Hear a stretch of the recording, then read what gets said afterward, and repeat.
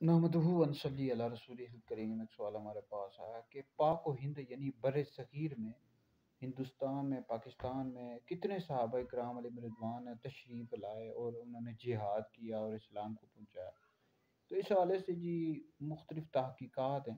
ایک تحقیق کے مطابق 17 صحابہ کرام علیہ رضوان یہ پاک و ہند میں تشریف لائے، اور ایک قول کے مطابق 25 صحابہ کرام علیہ رضوان پاک و ہند میں تشریف لائے اور انہوں نے اسلام کو پہنچایا، جہاد بھی کیے۔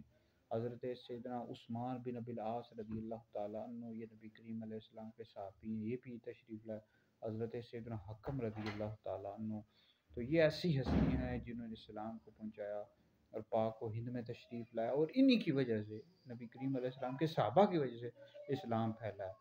ورنہ آج کل کے جو مسلمان ہیں، ہم لوگ ہیں مسلمان، اسی طرح بیٹھے ہوئے ہیں، وہ نماز بھی نہیں پڑھتے، جہاد کیا کریں گے اور اسلام کی خدمت کیا کریں گے، اسلام کا پیغام کیا پہنچائیں گے؟ تو اپنی دنیا میں مگن ہے، کوئی مال و دولت اکٹھے کرنے میں لگا ہوا ہے، کوئی مکانات بنانے میں لگا ہوا ہے، تو اسلام کی طرف لوگوں کی توجہ ہی نہیں ہے۔ آج کل کے جو مسلمانوں کے حالات تو بہت برے ہیں، عملی لحاظ سے بہت پیچھے ہیں۔ تو لہٰذا یہ نبی کریم علیہ السلام کے صحابہ کا فیضان ہے کہ انہوں نے دین کو پہنچایا، یہ ہندوستان میں، پاکستان میں اور افریقہ میں اور دیگر جگہوں پر۔ تو اللہ تعالیٰ نبی کریم علیہ السلام کے صحابہ کے صدقے ہماری مغفرت فرمائے۔